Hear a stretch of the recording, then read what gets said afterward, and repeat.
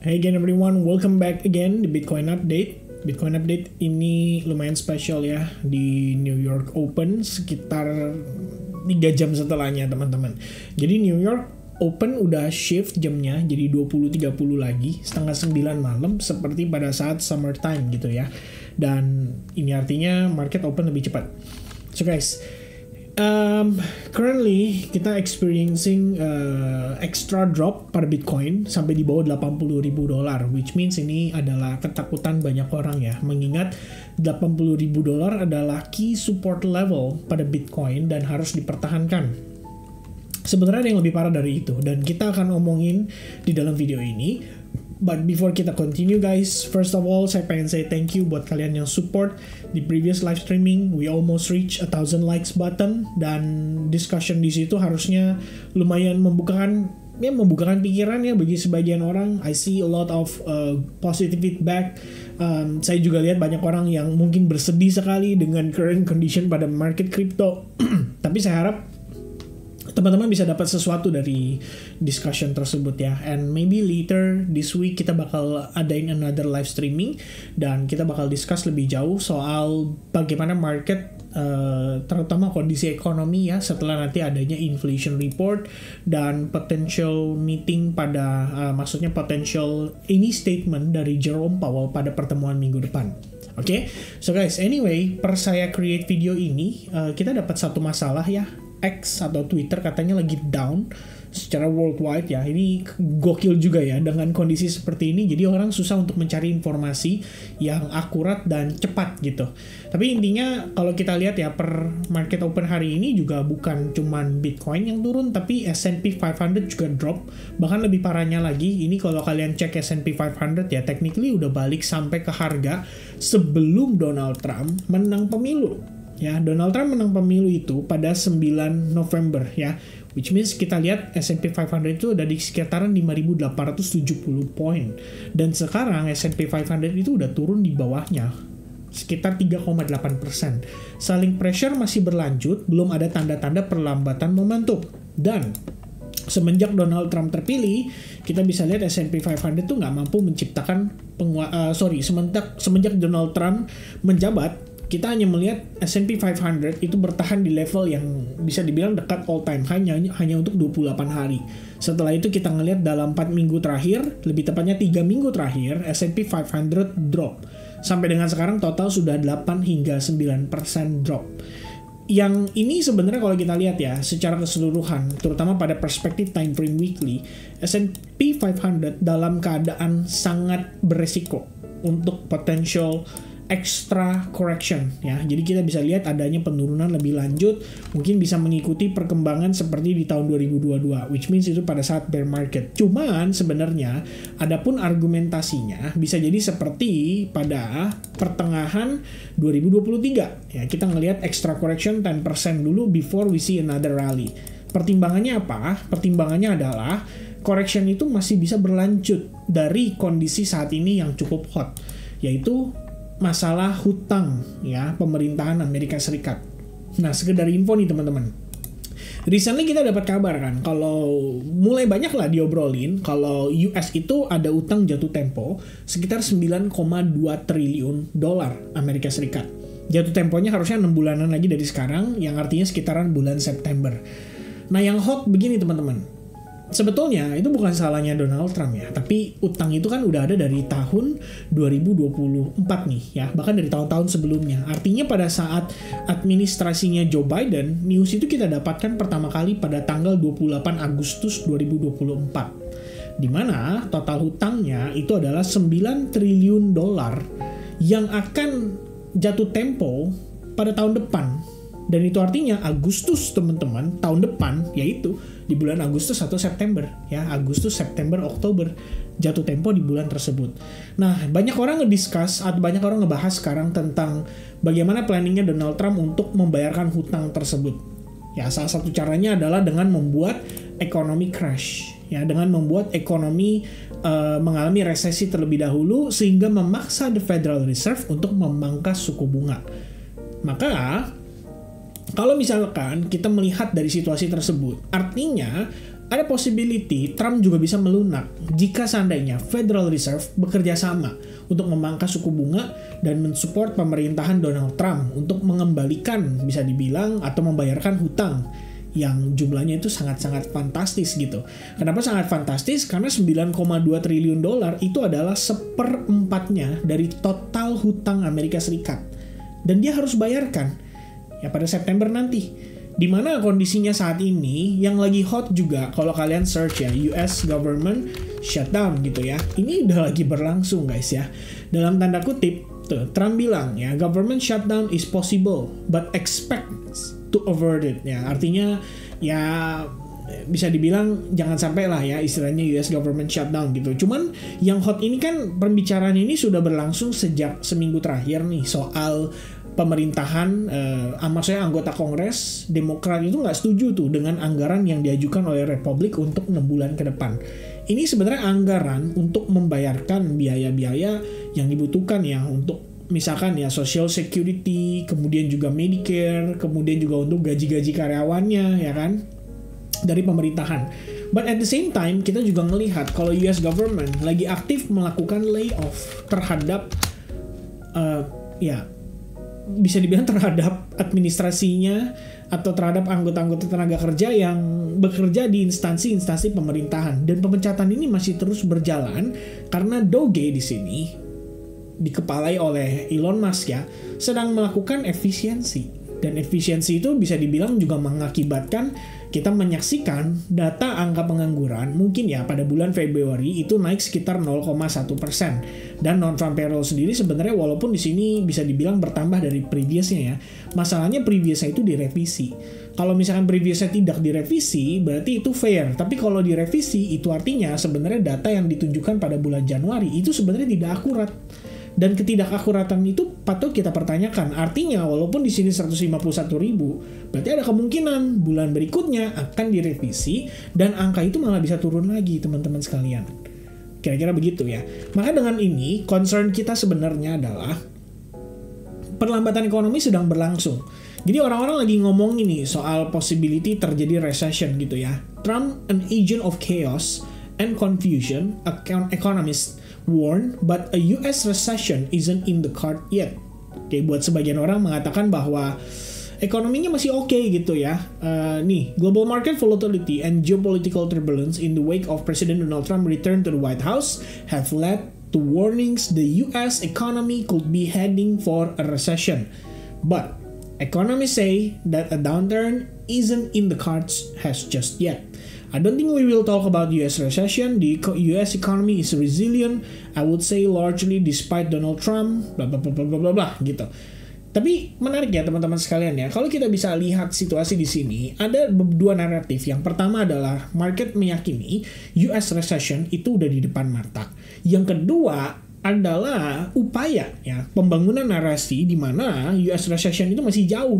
Melalui apa? Melalui statementnya daripada Jerome Powell juga tuh. Minggu lalu dia ngomong bahwa US economy masih dalam pertumbuhan yang oke. Padahal kalau kita lihat datanya jelas sekali enggak gitu kan. Pada Januari kita ngelihat angka retail sales itu drop sampai minus 0,9%. Consumer sentiment pada bulan Februari, artinya 1 bulan tuh setelah data retail sales, itu angkanya turun dari 71,1 poin ke 64,7 poin. Artinya sebenarnya sentimennya kan sudah melambat sekali. Artinya daya beli masyarakatnya sudah terasa di masyarakat saat ini di US. Dan itu tentu saja akan melemahkan business confidence juga. Maka kalau misalnya tidak adanya ekspansi dari para pengusaha atau para pengusaha tidak mau berinvestasi untuk membangun manufaktur di US, maka kondisi tersebut akan menyulitkan jika Donald Trump ngotot mempertahankan tarif. Kan gitu ya. Kalau misalkan kondisi Donald Trump mempertahankan tarif, dia pengen self-steady gitu bahasanya. Jadi nggak mau terlalu mengandalkan import gitu kan. Let's say kayak China. Well, it's okay gitu. Selama kebijakan bank sentralnya mendukung. Seperti China, PBOC, memangkas suku bunga, kemudian melakukan suntikan terhadap likuiditas, jadi dia memulai yang namanya QE, teman-teman. Walaupun tidak secara langsung terasa di market, tapi kita tahu China itu prosesnya selalu melalui yang namanya infrastruktur, ya kan? Melalui yang namanya bank lending. Jadi memang dorongannya adalah untuk para pengusaha itu bisa melakukan ekspansi. Entah itu manufakturnya, dan tentu saja mendorong juga untuk tercipta lapangan pekerjaan, menciptakan pendapatan bagi para rakyatnya gitu kan, sehingga meningkatkan daya beli masyarakatnya. Nah, yang lucu adalah kondisi saat ini kita itu dalam keadaan kontra ya. Donald Trump menerapkan tarif, tapi di saat yang sama Jerome Powell itu tidak mau mendukung adanya ekspansi pada ekonomi. Padahal yang menarik kalau kita lihat dari segi angka inflation rate, ini kan kita lihat ya, inflation rate itu saat ini berada di angka 3%. Well, guys, 3% itu udah tergolong rendah. Walaupun targetnya Federal Reserve adalah di angka 2%. Tapi 3% itu udah termasuk rendah juga, teman-teman sekalian. Kenapa saya katakan demikian? Karena kalau kita mengacu pada data US M2 Money Supply, technically kan kita bisa lihat ya, angka ini sudah tinggi sekali gitu kan. Dan kita melihat angka M2 Money Supply itu bertumbuh lagi hingga hampir mendekati all time high-nya di sekitaran 25 April 2022. And guess what guys, kalau kalian munculkan inflation rate, ya, kita munculkan inflation rate dan kita lihat angkanya itu inflation rate ya pada tempo 2021 all time high-nya itu ada di angka 9,1%. Ya, ini adalah momen di mana Federal Reserve pada saat itu merasa bahwa ini sudah tidak lagi transitory. Ya, waktu di angka 6%, Jerome Powell tuh bilang bahwa inflation ini sifatnya transitory, alias sementara gitu. Jadi dibiarkan naik dan dibuat market tuh dalam keadaan tenang. Ini tenang aja, ini aman ya, ini cuman sementara aja gitu. Naiklah dia sampai 9,1%. Nah, 9,1% US M2 Money Supply itu ada di angka 21,7 triliun. Saat ini kalau kita lihat, ini kan CPI kita ada di angka 3%, ya kan? Kalau kita perhatiin ini posisi CPI-nya kan ada di angka 3%. Maka ya sudahlah ya. Harusnya ini kita bisa anggap sebagai apa? Potential new normal, ya. Tadi saya udah bilang sama teman-teman di SAG juga. Ini kebetulan materi yang tadi saya jelaskan ya pada saat kita live session juga di SAG. Ini harusnya new normal gitu. Artinya apa? The Fed harusnya lebih concern dengan unemployment rate, kemudian NFP, kemudian core retail sales yang menunjukkan bahwa daya beli masyarakatnya tuh udah lagi menurun gitu loh. Dan dengan kondisi ini harusnya lo ada pertimbangan dong untuk melakukan yang namanya stimulus. Atau minimal kita mulailah yang namanya pemberhentian QT.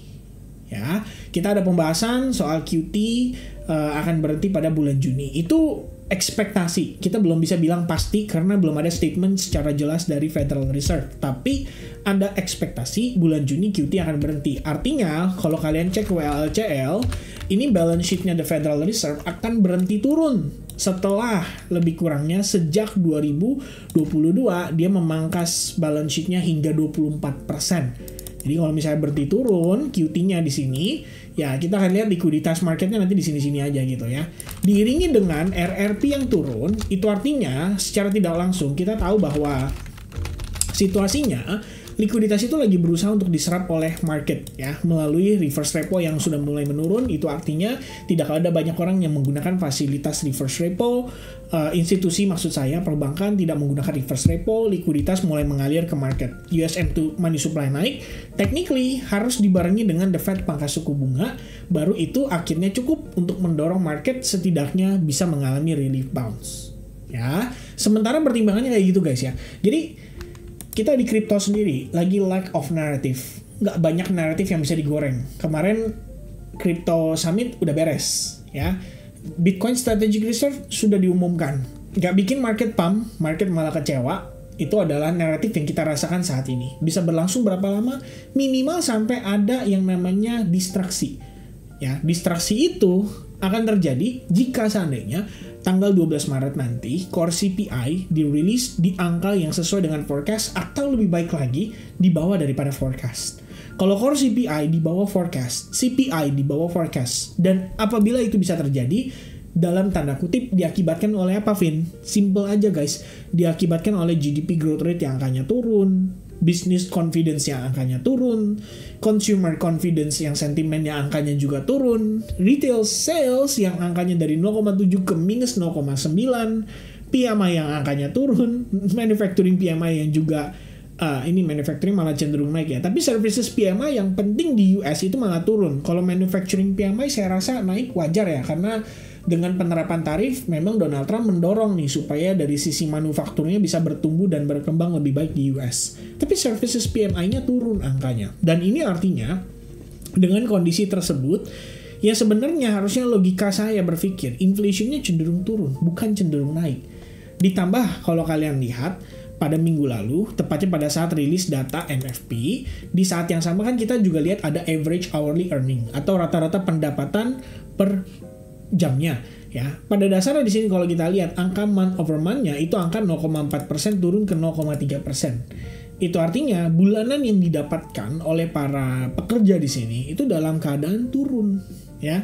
Artinya pendapatan mereka lagi berkurang guys, dan kalau berkurang maka akan mempengaruhi daya beli. Berarti dari sisi demand harusnya terpengaruh. Kalau dari sisi demand terpengaruh, artinya ekspektasi kita adalah core CPI-nya angkanya bisa turun.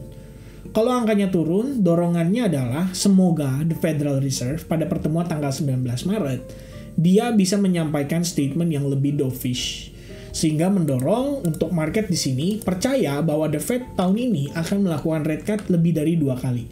Kalau misalkan ya, ini downside-nya teman-teman, the Fed ternyata nggak mau rate cut, ya.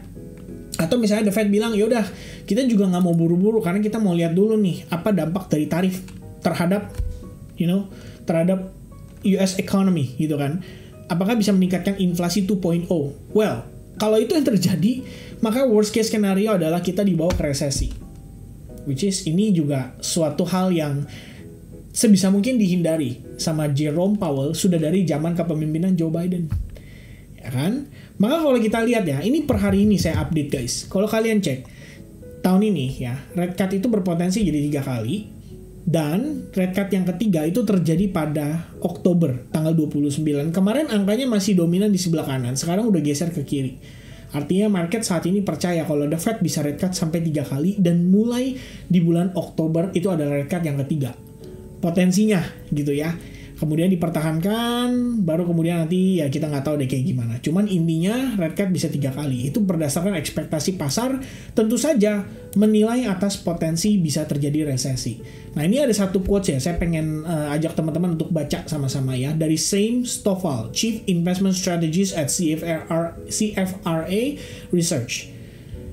Saat ini ya, now we are going through a typical pullback and probably will experience a mild correction before all is completed, which actually would be good for resetting of the dials of this ongoing bull market. We are in the throes of a manufactured correction. I say manufactured because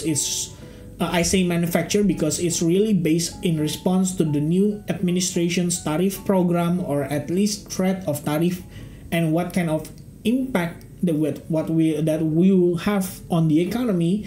Ya, orang mulai ngomongin soal recession gitu ya. Now, with people talking about potential recession, I think it's just adding to investor concern. Dan efek atau reaksinya adalah correction pada stock market. S&P, Nasdaq, semua kena dampak. Termasuk dengan Bitcoin-nya gitu ya. Jadi kalau misalnya Bitcoin-nya bisa anti tekanan jual gara-gara S&P 500 dan Nasdaq somehow lebih bagus Bitcoin daripada S&P 500 dan juga Nasdaq, itu artinya kita pelan-pelan sudah transisi. Artinya Bitcoin diakui sebagai aset kelas yang berbeda, bukan lagi risk on asset. Tapi faktanya kan nggak kayak gitu. Oke, dengan kekhawatiran resesi ini, itu artinya kalau dari circle money flow ya, itu kan berarti ada risk on. Oke, ini ada risk on. Kemudian ada lagi yang namanya risk off teman-teman ya. Dua aja sebenarnya sih kalau kita lihat kondisinya.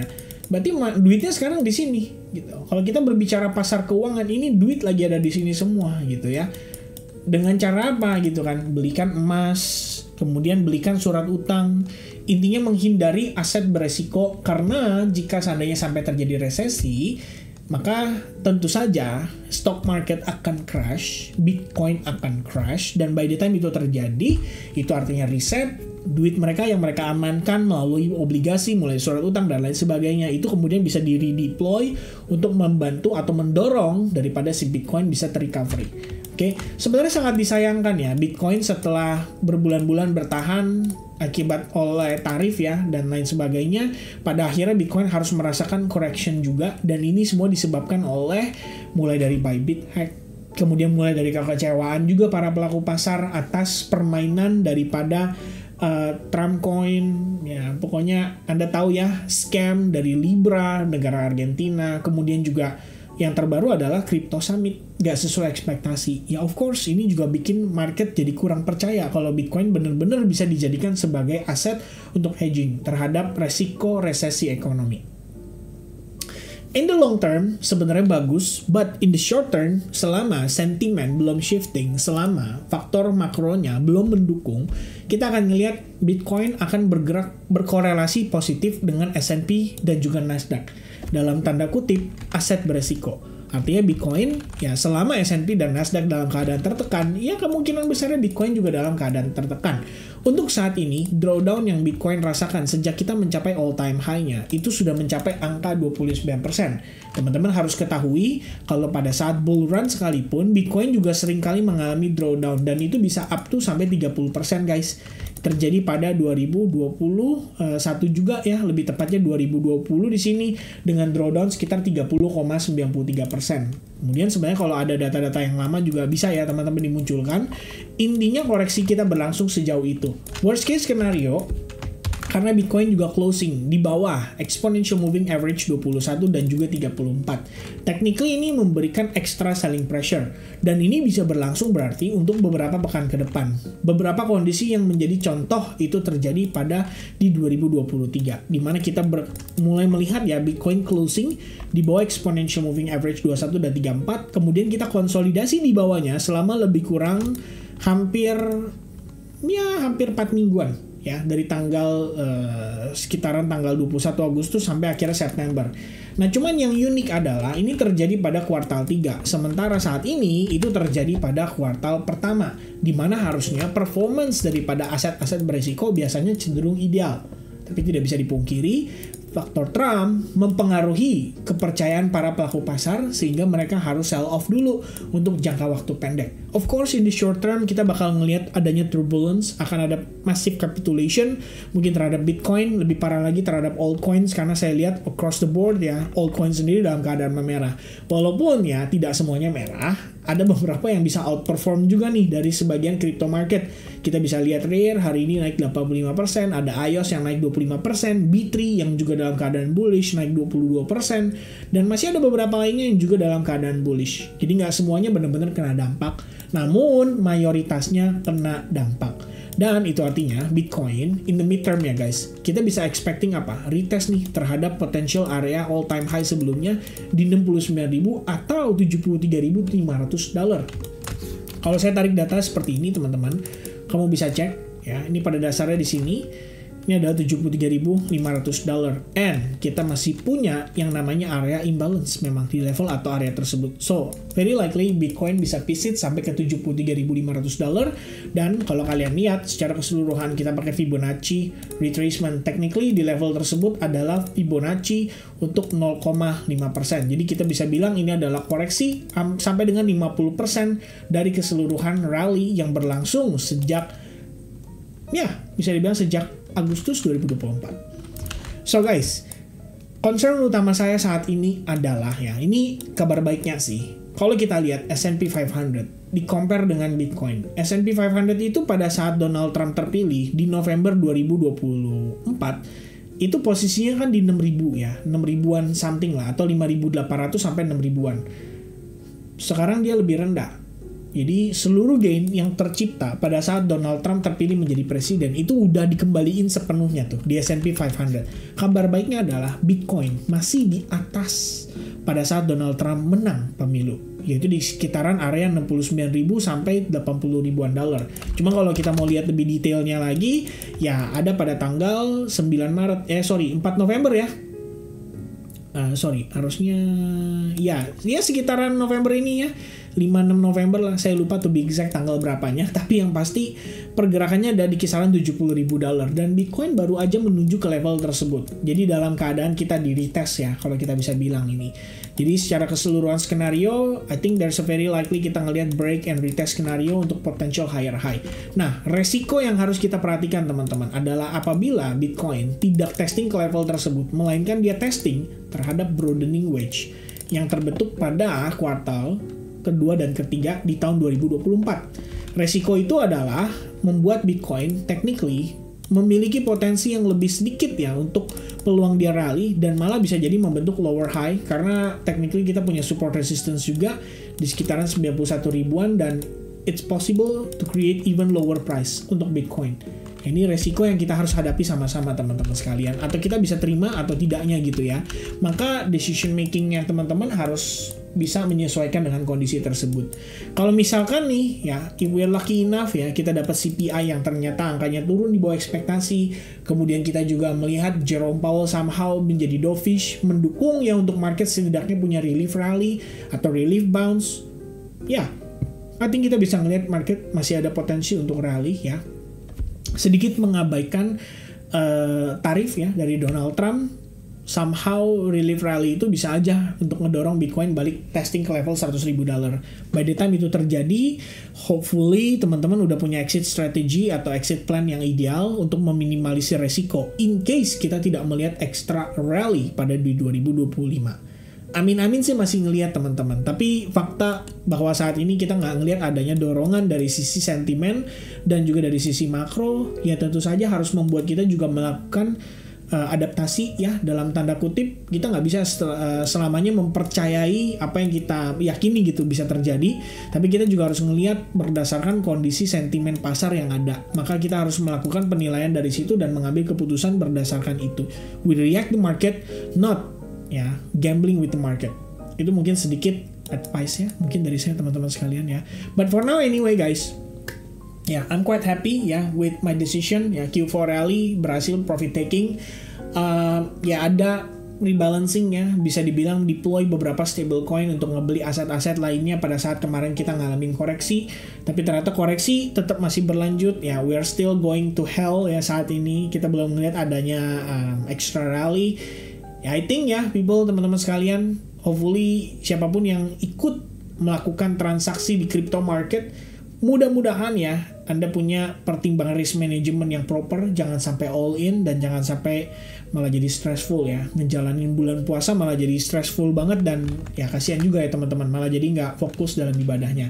Ya hopefully teman-teman bisa tetap komit ya, dan teman-teman sekalian ya di sini dengan segala pergerakan market bisa siap dengan segala resikonya gitu kan, dan tentu saja semoga mereka yang mengerti dalam prosesnya bisa tetap mendapatkan reward yang ideal ya. Hopefully market gak harus sampai recession, tapi kalaupun sampai recession, I do think it's appropriate ya dengan kondisi saat ini, karena memang sebenarnya saya bingung juga ada kebijakan yang kontra antara Trump dengan Federal Reserve ya. Harusnya kalau misalnya Federal Reserve, maksudnya kalau Trump misalkan dia bilang kita mau naikin tarif supaya kita bisa ningkatin ekspansi ya dari para pengusaha di negeri ini, ya harusnya didukung lah dengan suku bunga yang rendah. Jadi biaya pinjaman bank juga akan lebih gampang gitu ya.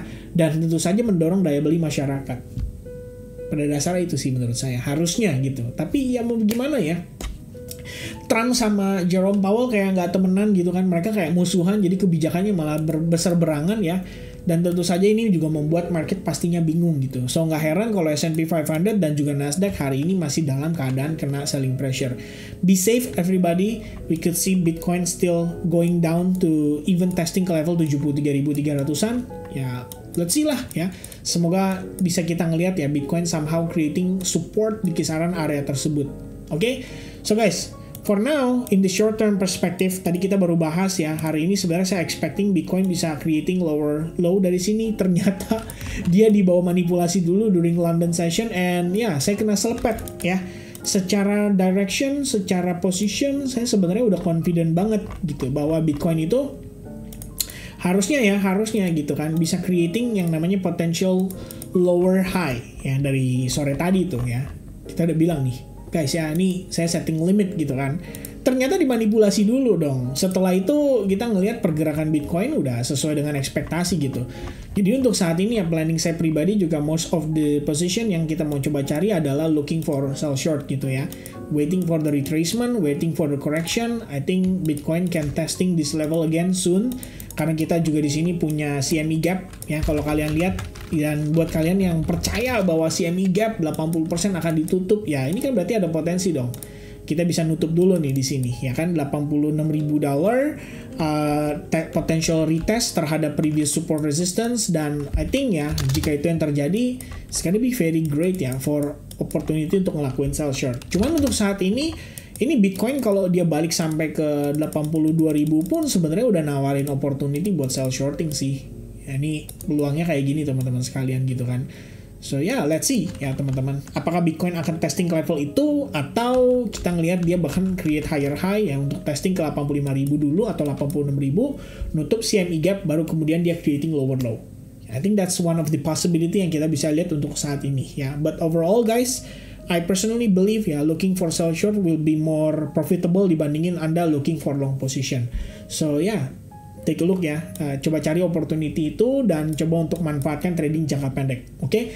So good luck to everybody. I'll see you guys again in the next update. God bless, cheers, and bye bye guys.